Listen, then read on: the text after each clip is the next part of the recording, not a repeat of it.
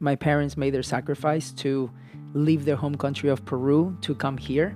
And the sacrifice that they did that I saw when I was a kid, it will be a disservice if I didn't become the best version of myself, because that is what they taught me.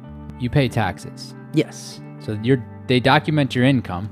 Yes. They document what you owe them. Yes. And you pay them.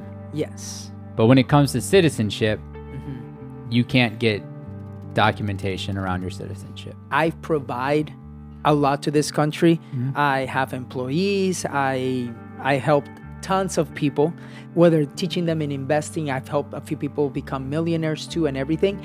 But there's always that challenge of like, hey, I am not documented. I still have some obstacles, but I feel like I've been able to still achieve the American dream without being American. Yeah. And that is a privilege, and that is what's the beauty in this country.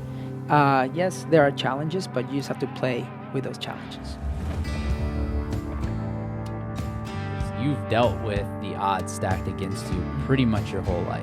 I mean, whether it was struggling with public speaking, or whether it was struggling with not having citizenship and having to ride your bike and having to self-employ yourself, like you've always had your back against the wall and it didn't matter. And I recognized, I always assumed, but I recognized when I met your parents that it came from that. How are you going to give that gift to your kids? Yeah, I would say, number one, it's leading by example. And of course, growing up is going to be a lot different. Them growing up, how I grew up, right? And those types of obstacles. I wouldn't want those types of obstacles that happen to them, but I do want to create that resilience. Yeah. And so how do you create it without the obstacles? That is definitely the challenge, right? And that is one of the things that I heard. It was either Daniel De Real or Aaron West who shared, you have to raise your kids in a way to carry the burden of your wealth, right? And it's like that burden. Burden is a complete different word than the blessings of your wealth, right? It's like the burden of your wealth. And I feel like a lot of it is going to come with giving them obstacles or challenges to make them figure it out, to make them figure out stuff. I feel like if you hand them everything, it creates a level of spoil or like me, or like, hey, this is what I expect. And if I don't have it in the next 5 minutes, or if I want something from Amazon and I'm going to get it, and if I don't get it, I'm going to cry, tantrum, whatever it's called. I would say that giving them lessons of teaching them patience, teaching them hard work, and that's going to come by setting obstacles for them, right? I know that, for example, one of my best friends, Pascal, I know that, for example, his parents, they bought him a new car, right, when we were in 10th grade, but they wouldn't pay for his cell phone, his insurance, or his gas, or anything in maintenance of the car. So yes, he has the new car, but if he didn't figure out a way to make extra money to be able to even drive the car, then there's no car. Exactly, right? So I saw to the point that when we were in high school, we wanted to buy computers, and it wasn't like, I knew that I couldn't just tell my parents, hey, can you buy me a computer? Because we didn't have money to do that, to buy an Apple in 10th grade. And Pascal, his parents were like, no, we're not going to buy you that. So we decided to sell chocolates in high school to all of the students that we could. And until we got caught a couple of weeks, like a month later, and we had to stop, but we made some money so that later we could buy that computer, right? So even though, for example, Pascal grew up in a different way that I did, he lived in a house with an elevator and all this other stuff, his parents in a way showed him the challenges. And me growing up in a complete different way, we were both seeing those challenges. So that's one thing that moving forward, I'm definitely going to do something like that with my kids, because it's something that teaches you for the long term rather than just here for the next year, but it gives you stuff for years to come. Well, and you've been backed into a corner I mean, arguably your entire life, but nothing has really come easy for you, right? Like you're a dreamer. You've had the odds stacked against you. Presidential changes have changed your landscape and your dynamic. What's going on here? You always pay taxes, but nobody seems to appreciate or recognize that. Why do you keep pushing forward? Most people would have quit. Most people would give up. Why do you keep going? Yeah. I feel we're in a position that I've been super blessed to be one of the, I would say, one of the successful dreamers in the US, because I'm undocumented. I don't have papers or anything. But I feel like I keep going because, number one, my parents made their sacrifice to leave their home country of Peru to come here.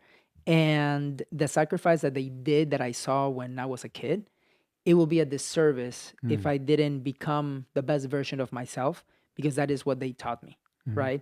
And if I just limit myself to a regular life, that is nothing wrong, but I feel like pushing for my potential is one of those things that no matter what obstacles I have to see what my potential is.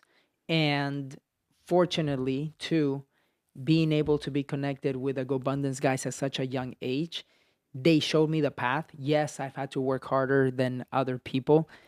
Yes, different challenges, and when there's new administrations in the US, it's always that challenge too. But it's something where I know that no matter what the obstacle is, I'll figure out a way. And because I know what my goals are and what I want to achieve, it's like, I'm going to make it happen. Whoever the president is, I mean, I was invited to the White House in 2023. You declined the invitation. No, I went there and everything. I was invited to the White House. Was it last year? In 2023. Yeah, 2023. And it was an amazing experience, right? To be there.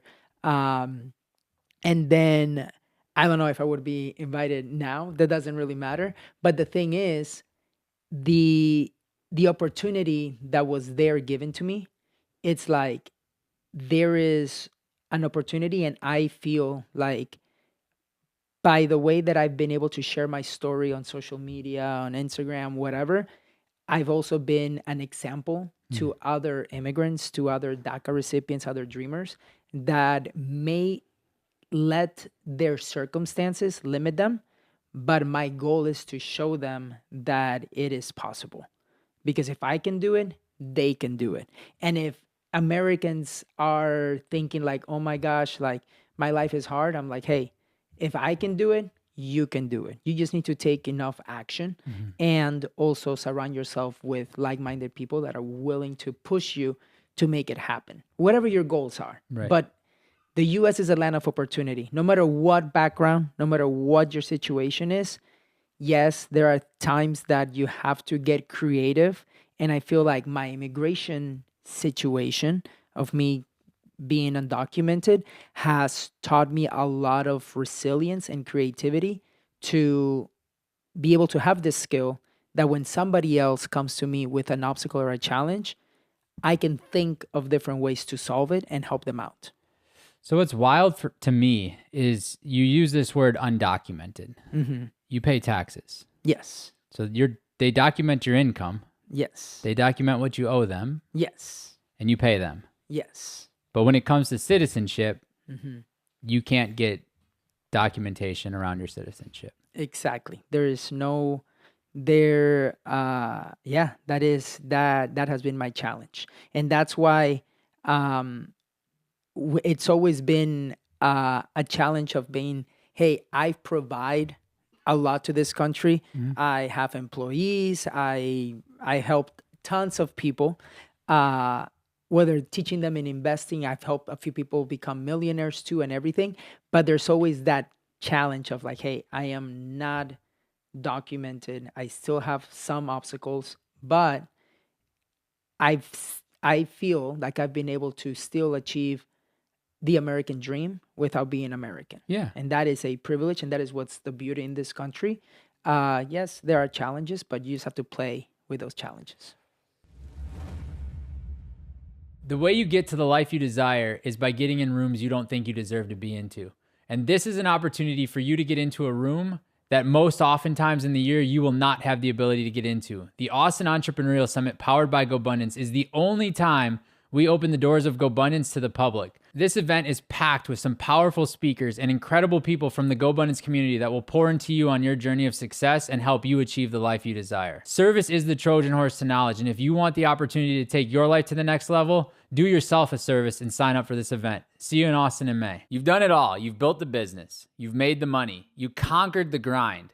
You're the lone wolf, and yeah, that got you here. But let's be real, it won't take you to the next level. The truth? Most successful people don't hunt alone. They join a tribe, a network of elite entrepreneurs, investors, or leaders who challenge them, push them, and hold them accountable to their biggest goals. GoBundance is that tribe. Extreme accountability, real wealth building, life-changing adventure, and a brotherhood who refuses to let each other play small. So here's the challenge. Stay the lone wolf or run with the pack. The right tribe changes everything. Find a link in the description. Apply today. This episode is brought to you by Loletta Birnbaum, LLC, doing business justice. If you're a business owner, entrepreneur, real estate investor, or a combination of each, you know how critical it is to have trusted legal advisors on your team.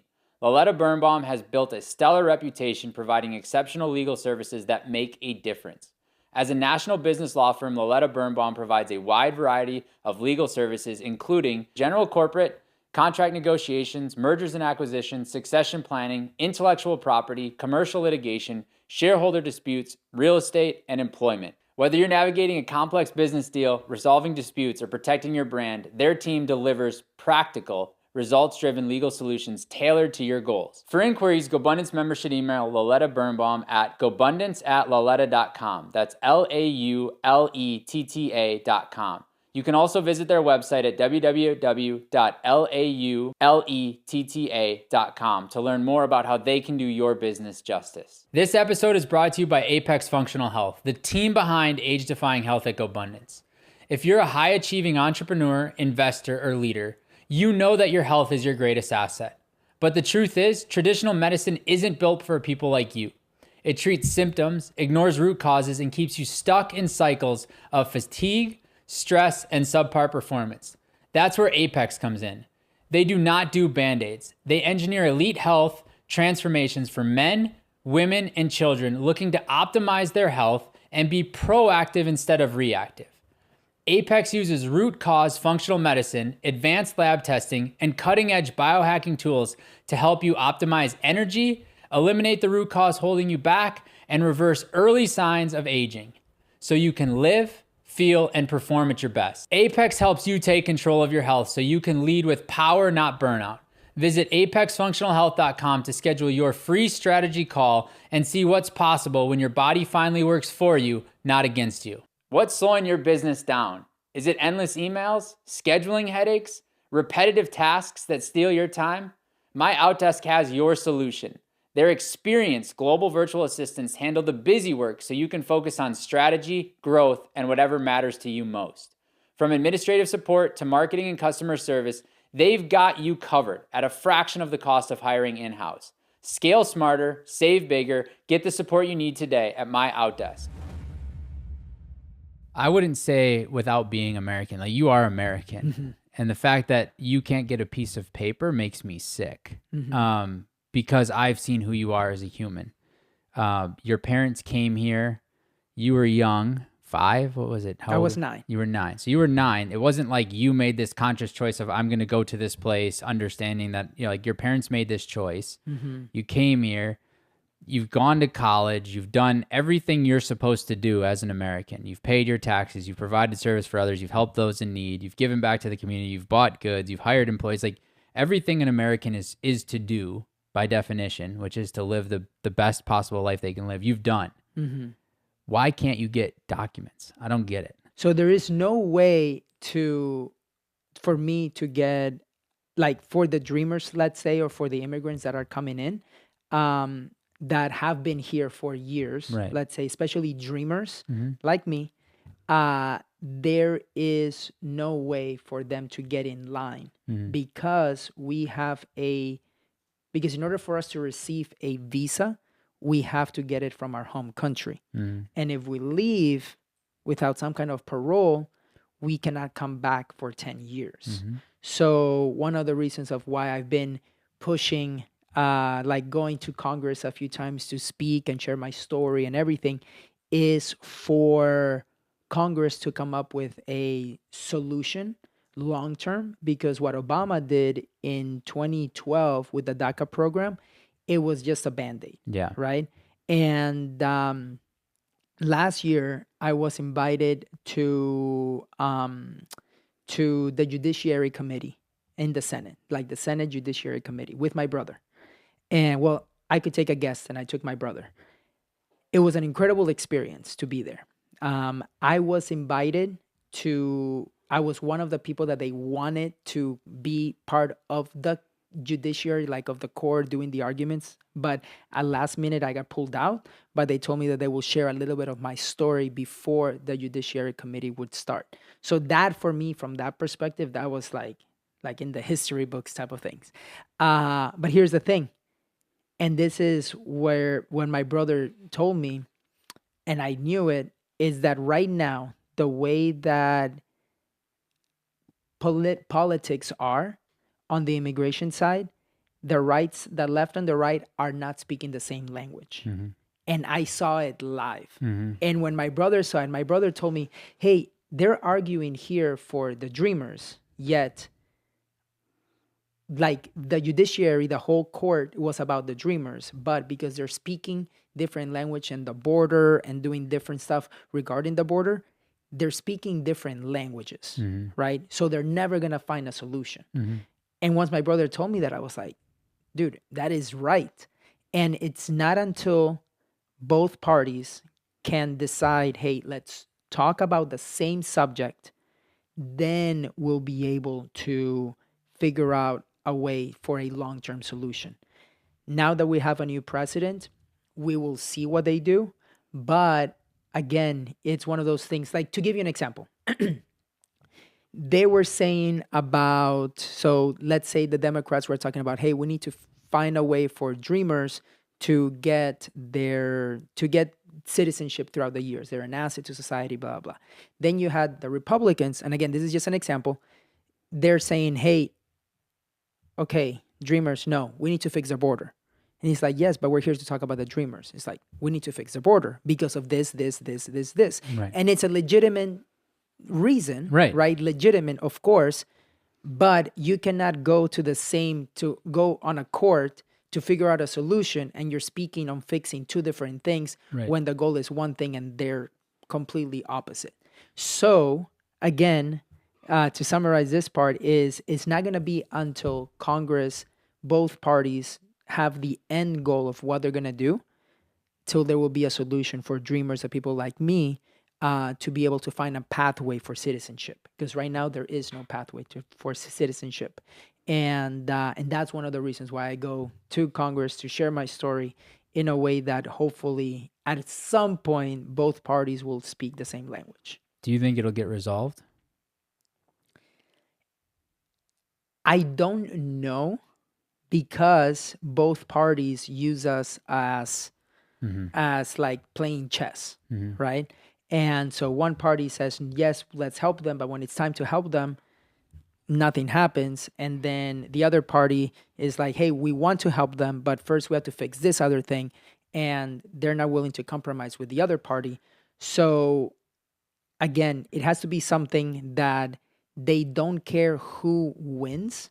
They just have to decide what the end goal is. And unfortunately, in politics, some party needs to feel like they won so that they can take the credit. And that's been the issue. So let's say you get the chance to call Trump. Trump calls you, calls Diego Corzo. What would you tell him? I would tell him that there are over 600,000 dreamers, DACA recipients, sorry. There are over 600,000 DACA recipients who right now are in limbo. That right now it is a disservice to the U.S. having us gone to college, graduated high school, gone to college, have jobs, teachers, nurses, everything. And we cannot fulfill our potential because there is a lot of fear of what can happen. We would make America great, using his words, right? Make America great again, if he gives us the necessary things so that we can become citizens. Because then once that happens, that fear is not in the forefront. Now it's gone. Now we can continue helping and giving back to this country that has provided so many things for us. So I would say, if he's able to look forward and seeing what the potential can be, because I know that there's dreamers that want to buy houses, but because we're in limbo, they don't buy houses, which means like the US runs on the velocity of money, like the US economy. At the end of the day, it's the velocity of money. So if we can make more people feel comfortable living here that are already been, I've been here for 25 years, right? It's like, give me that opportunity so that the fear is not there anymore for me and for the 600,000 dreamers, and you'll see how much more we can contribute. Because as you mentioned, you can tell that I am American from all of those other characteristics or other traits, but we're still not being treated like that, even though hypothetically, and like you said, like I would consider myself an American, just don't have the papers to prove it. But once we do that, I feel like the country will continue to improve so much more. And what do you think the biggest thing holding them up is, or politics up in general, besides the talking past each other? Like, what's the big holdup? The big holdup is, I feel that they want to do some things, but the other party still wants to have a win. So it makes it a little bit challenging, where they both want to win, yet they're not doing what it takes. What's really fascinating to me is you experience that every day in real estate, right? You buy and sell real estate, you recruit real estate agents, you're around real estate transactions constantly. There's two sides. Now they're both working towards the common goal of like, how do we buy this asset? Two political parties both working towards the common goal of how do we make America the best possible country to live? How do you navigate these negotiations when you're in a real estate transaction or you're recruiting an agent, right? Because you have what your win is, they have what their win is, and ultimately both are going to have to give and both are going to have to take a little bit. Yeah. So how have you used this concept in your life to accomplish the things you desire, whether it be through a real estate transaction, the recruiting of an agent, or whatever else you're navigating? Yeah, I feel like at the end of the day, it comes to having the emotional intelligence to be able to understand what the other party is wanting, like what the other party, and by the party, let's call it a real estate transaction, is like they have their goals and we have our goals. So the best thing is going to be to create a win-win. But because it has to be a win-win, because if not, there's not going to be a solution. The problem right now is that no matter what, on the politics side, somebody has to win, right? And that is what causes that polarity, and that is what causes those arguments of like, hey, no, I'm right, no, I'm right, no, I'm right. So, but when both parties say, hey, let's create a win-win, what works for you, how can I best help you, I feel like that is the solution. And on the real estate side, as a realtor, I feel like both let's call it like the buyer's agent, the listing agent, right? They're there to figure out a win-win for both of their clients. And that's one of the things that I do. It may not be what maybe my client was expecting from the beginning, but each party has to give a little to be able to find a solution and to move forward. So with that said, there has to be a way of portraying the information to make sure that we know what the end goal is for both parties. End goal meaning, like, if I'm representing a seller, right, and they're saying, hey, I want to sell my house, I want to sell it for X amount, but my end goal is I want to sell it because I want to move to Florida to be with my family. If that is way stronger, that desire to be with family in Florida, it's stronger than the desire to net a certain amount of money, then we have to remember that it may not be the money that they're after. But we have to continue to remind them that what they were really after is being able to move to Florida. So creating that win-win doesn't just have to be about the money. It's not about the net, but it's about the situation as a whole. And we both have to be aware of that. And at some point, as a realtor, I'll tell you that yes, the numbers, all of that stuff, but realtors, we wear the psychologist hat, the person that's there mediating, the person that's there doing so many hats. It's crazy. It's crazy. I've been in situations where where the like, to give you an example, I was at a closing table and we found out that there was a lien for child support on the father's side, that the on the husband's side, that the wife didn't know, that from a previous relationship, right? And it's like, okay, yes, that is an obstacle. That's something that happened. But what is the end goal? The end goal was to sell this house. Let's sell the house. And yes, that was an obstacle, but that's not as important. Let's figure out what the end goal is. So I feel like navigating stuff with the end goal in mind is what allows transactions, or at this point, the transactions, to make it happen. Yeah. And in that conversation, so you're sitting at the closing table, wife finds out her husband had a kid that she didn't know about. They have child support. How do you show up in that situation to get the transaction done? So at that point, it's more you give them the space. Yeah. Right? Give them the space to do whatever needed to happen. But again, reminding them what their end goal was, to move to another place, to sell this property, because they needed to use some of that money to help out one of the parents. And again, is reminding them of the end goal. But that only happens if you really ask those things from the beginning. And and again, this goes more on sales, right? Or like you were saying, like on being able to attract somebody to the company, whatever. You have to know what their end goal is and really take the time to figure that out. Because they might want to sell the property, but because the end goal is to help their parents, you always want to lead them back to that. When you lead them back to that end goal, things are a little bit less on what happens in that situation, but then you make them see, hey, you wanted to do this because you wanted to help your parents. There is still enough here to be able to help your parents. Let's move along with this, and let's make it happen. So what I hear you saying is, a lot of times in life, you have really had to master your listening skills. Because a lot of people will ask these questions, what is the end goal? Where are you trying to go?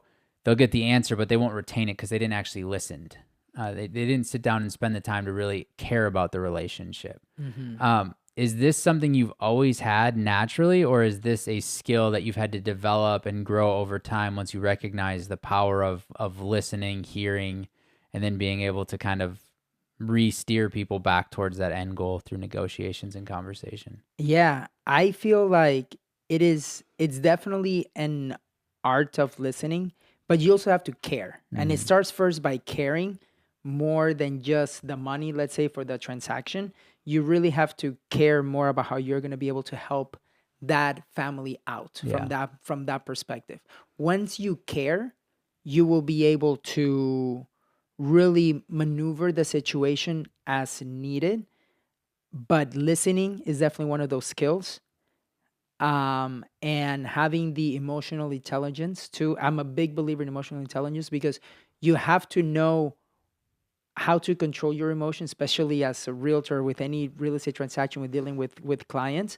And in relationships as a whole, with friends, whatever, business partners, stuff like that, because that emotional intelligence is what's going to, it can actually bring deals down. Like it can you can lose deals if you don't put yourself in a position where you can control the situation, by just making the clients feel understood. This is something that I heard you talk about in one of our meetings, with FI investors in one of the events. You mentioned that at the end of the day, people want to be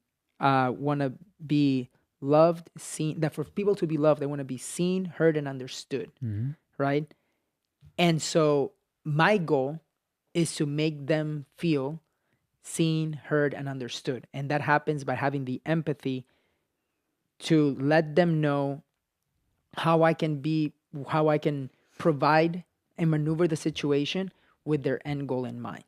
How do you not allow empathy to become a weapon that's used against you, though? Because I've recognized in my life there's been many times where I give, and at some point it's taken advantage of. Not always, but there are times when that's taken advantage of. And so how do you show up with empathy, but also with a backbone so that you don't get walked all over on, and you don't, get your commission stolen out from under you and those kinds of things? Yeah.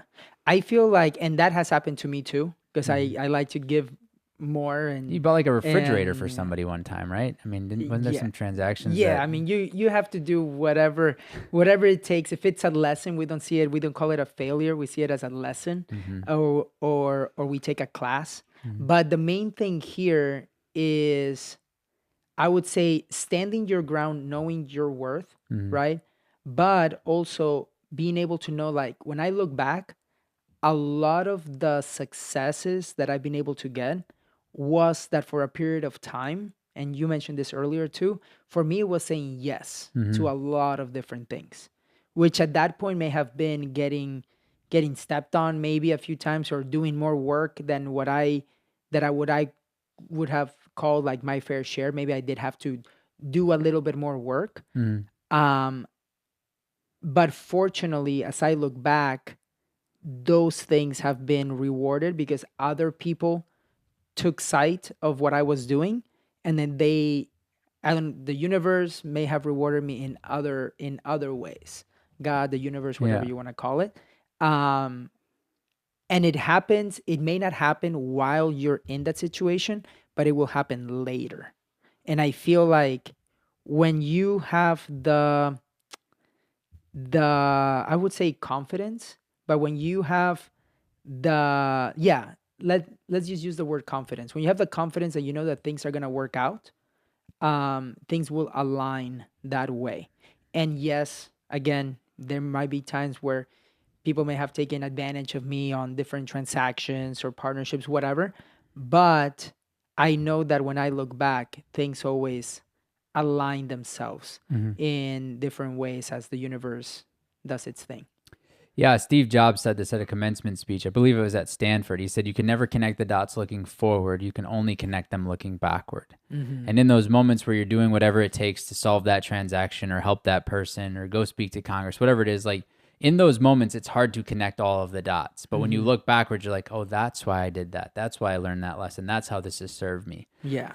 Yeah. And at the same time, I think as entrepreneurs, as visionaries, as business leaders, as husbands, as maybe fathers for you soon, as father for me, part of my goal and my responsibility is to paint the vision and try to connect the dots looking forward too, right? Which I understand is impossible. But when you're referring to this, keeping the end goal in mind, what's resonating with me is, what is Diego's end goal? Like where do you want to end up? What is the end goal for Diego? Yeah. I feel like for me, and this goes back to the motto from one of my mentors, Adam Carroll, who I know you met.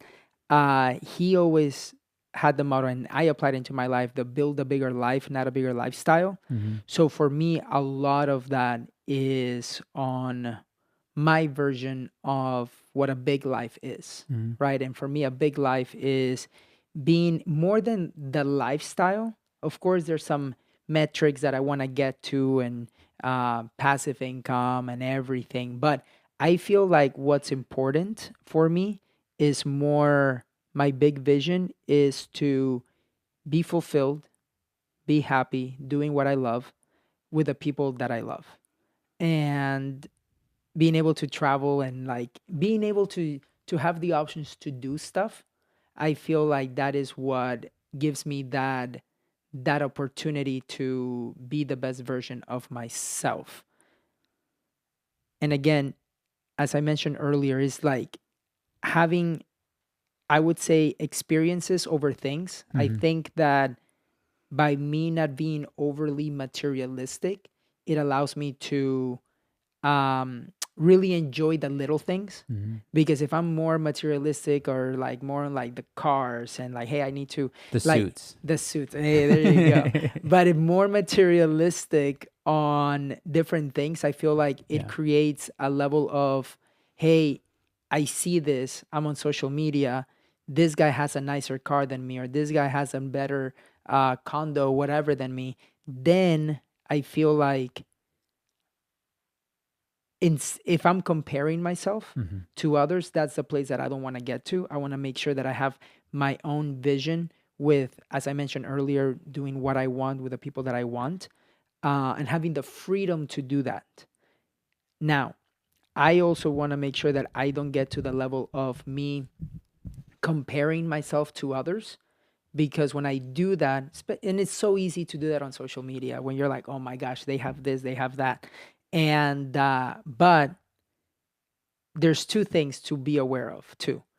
I know some of those people that have all that, they sacrificed a lot of different things to get to that sometimes I may not want to sacrifice those things. Right. Other people might, I may not. So I cannot be jealous for the things that they have, because I didn't do the actions. I didn't do the actions that it took them to do that. But I know that when people might look at my life, they may not want to do the actions that I had to go through to get to where I am at. Does that make sense? Yeah. The other interesting thing is a lot of people that feel a desire to flaunt on social media that I know personally are flaunting things they don't really own.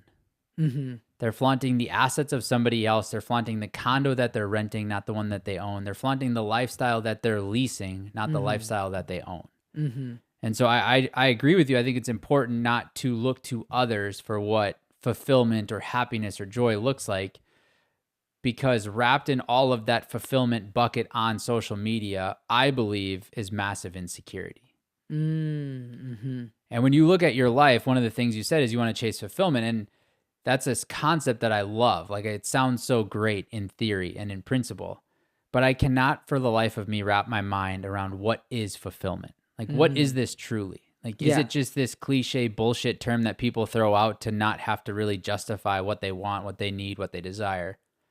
For you, how do you define fulfillment? Yeah. And this is something that's really, really interesting, because what fulfills me may not be the same thing that fulfills other people. Correct.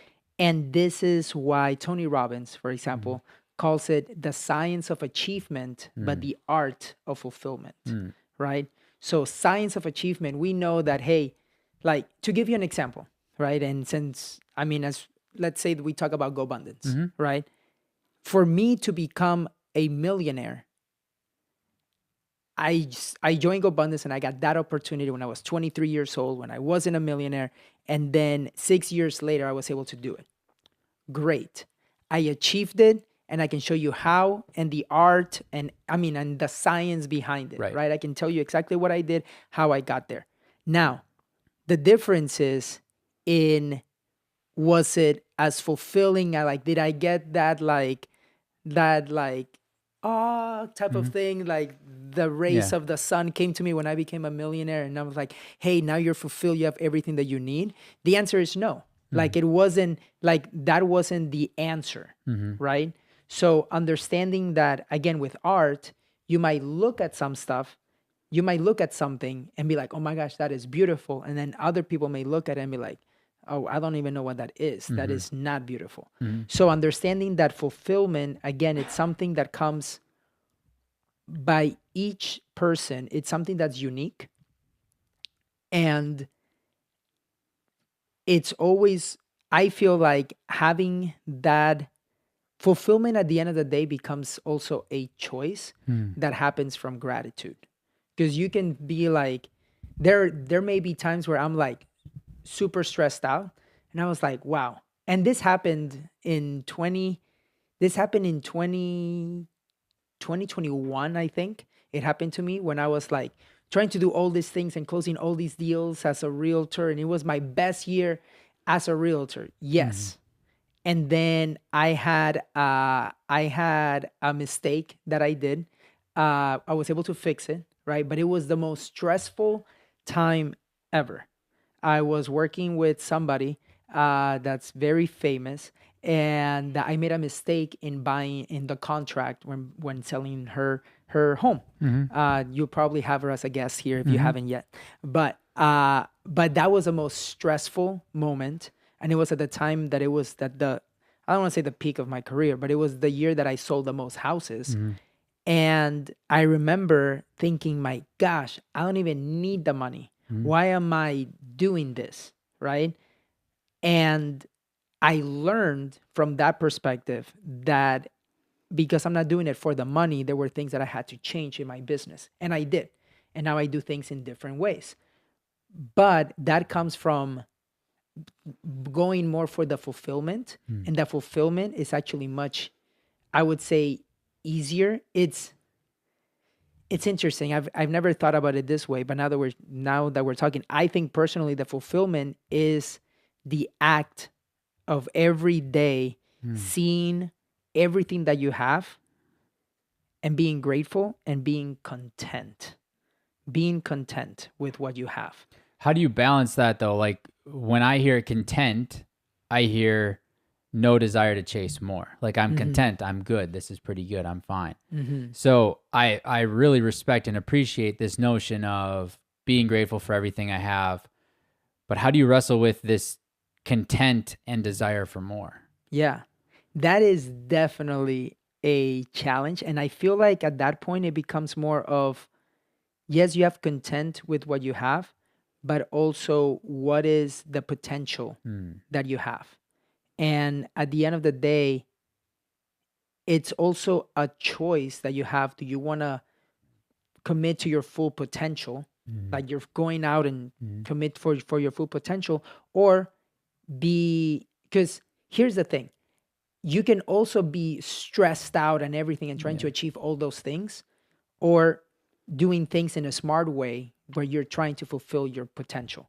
And I feel your potential, it's more me against me than trying to compete with the next, let's call it as a realtor, right? Me competing with the next team and understanding that, hey, maybe me comparing myself with them, I don't want what they have. I may not want to have the kind of business that they do, whatever, right? Right. But it's more a choice that I have for me, and it is a practice that now that I think about it, you have to be doing it daily. What's also super ironic, coincidental, interesting is it sounds like when you were achieving the most amount of success as society defines success, which is generally money, whether that's good or bad, we could debate that. But while you were achieving the most amount of success, you were also, what I hear you saying, the least fulfilled. Yes, because there were certain things that happened that didn't need to happen. Yes, that is true. That is true. But here's the thing, right? I would say there were times where I was the least fulfilled, where I was the most stressed. Because fulfillment and stress are two different things Very. too. So it was the moment that I was making the most money, Yeah. but I was also the most stressed. And I was also, because I didn't have the systems in place, I was always on my phone. And I got called out, and that's when I was like, okay, I need to do things different. When I was at a GoBundance event, and Craig Curlop, so there was in 2020, I did 56 deals as a realtor by myself with one transaction coordinator. That's it. And with 20 homes under contract. That's how 25 homes under contract. That's how I ended the year. But Craig pulled me out at a GoBundance event, and he's like, "Bro, are you here or are you not here?" And I was like, "What do you mean?" He's like, "I've seen you on your phone the whole time." And I was like, "Yes, because I have all these deals and this or that." And it wasn't until he called me out, because then at one point we were in the jacuzzi with like a big group, And I was on my phone, even in the jacuzzi, because I was responding to Yeah. messages and doing this and doing that. And imagine when you have 56 homes, like all these homes and homes Yeah. under contract, there's so many people that can reach out to you and talk to you and asking this, asking that, appraisals, whatever. So at that point, I realized that, hey, I am on my phone. I have so many things going on. I am not present. So I feel like going on fulfillment, a lot of it has to do too with being present. And when you're stressed, when you're worried about all this stress, is something that it's happening. It's more about what the future is. But what happened afterwards, I put some systems in place. After he called me out and I was aware, I was like, yeah, you're right. Then I asked myself a better question, which was not how can I not do more deals, let's say, but how can I do maybe less deals or the same amount of deals, but with other systems in place that can make me not feel as stressed and be present. Because at the end of the day, if we're in a hamster wheel of just making money, money, money, money, but we're not present, then there's really no point in doing life other than getting the top one agent Yeah. in your office, right? Um, and then again, you put that you put that trophy there, and then you go back and do it again and again and again. Yeah, it just collects things dust. things have to change. Yeah. And for me, it wasn't worth it. So after that, I began to do things in a different way. But I got called out, number one, and this is what's so good about Go Abundance too, is that you have your buddies that call you out of your pod, and then you have to make the decisions to decide, yes, I got called out, I recognize it. I don't want to live like this for like 10 years because that will suck. What are some things that I need to do in my life to make a change? And there's probably things you're doing today that you need to make a change around. Yes. And so, where in your life are you most flirting with disaster? I would say doing things that maybe right now at this moment, let's say we're recording this in January, right? January 2025. Doing things that are not lighting me up as much as they used to. So I either have to change my frame around it, or I have to delegate those things to other people, or I have to change my frame around it and delegate things to other people. What do you think holds you up from doing one of those two things? Right now? Well, this is something that's recent, so it would have to be having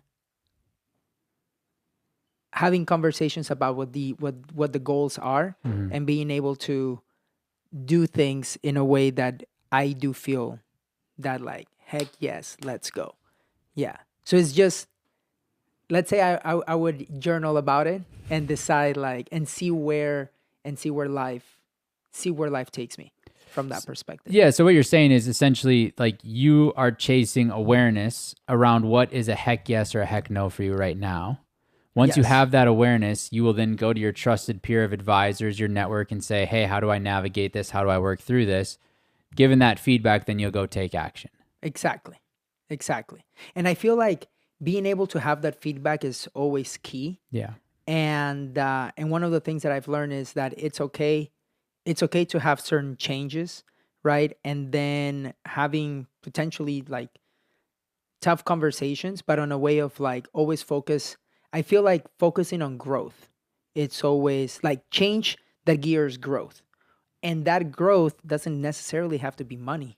I feel like it can also be, again, tapping more on what fulfills you, that sometimes it's not money driven. And I feel like when you do things that are just for money, you end up doing things that maybe you don't enjoy as much. Right. And I don't want to get to that position, because I've had enough mentors within Go Abundance, or I can make my own choices, that I don't have to do the things that don't fulfill me as much for a long period of time. Because there are times, no matter what your life is, good, bad, you're millionaire, it doesn't matter. There's always going to be stuff that you don't like doing that you have to do. That's life. That's just life. Right? So, but how can you limit that?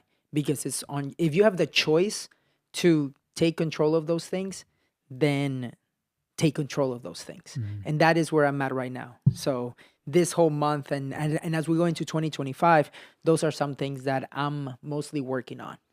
Yeah. Well, what I really appreciate and admire most about you is you're always working on you. Like, yeah, you like to work, yeah, you like to have fun, but you're always working on you. You're very open and willing to receive feedback and provide feedback to others. How, when you get that feedback, do you not take it personal?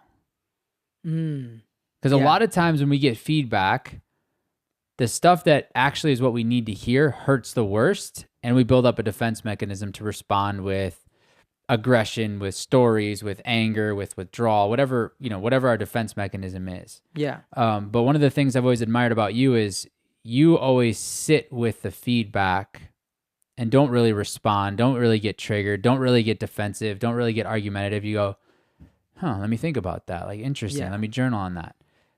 Have you had to build that muscle over time? Is that something your mom gave you, your dad gave you? Like, how have you been able to so willingly and capably receive feedback and then apply it?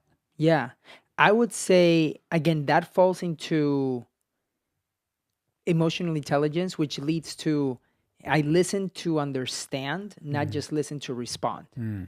And man, I guess it goes back to I feel like with my parents, they always taught me they put me in a position that where I needed to learn how to sell too. So I was a waiter, and being a waiter, you get people that scream at you, you get people that complain for things that don't even make sense, right? And because I was also the owner, or like my parents were the owner of the restaurant, it wasn't like I cannot just say, well, F you too. Yeah, right? spit in their food. Yeah, I had to, hey, this is my restaurant too. And Right. we're talking about like me being like 12 years old or Right. 13 years old and me being able to understand this. And I feel like having that level of listening to understand and not respond allows me to sit on it. And because I'm growth minded, right? And I'm always working on personal development or bettering myself, I have to take that feedback and see how it will help me. And if it doesn't help me, I'll say, hey, thank you so much for the feedback, and then I move on. But I try to be introspective, and I feel like those types of conversations, they make you aware. And then once you have that awareness, it's up to you to decide how you want to act on it. But I'll tell you that it's better for people to call you out and have that level of awareness than saying, oh yeah, you think of this about me? Oh, F you, right? It's not about that. I try to sit on it and make sure that I respond accordingly. So people are listening to this. They may be a dreamer. They may be facing hard challenges. They may be looking for motivation. They may want to join ROA. Where do they find Diego Corzo? Ooh, well, they find Diego Corzo. Follow me on Instagram at real Diego Corzo, or sending me an email to info@diegocorzo.com. Thank you so much for your time, man. Awesome, Appreciate you.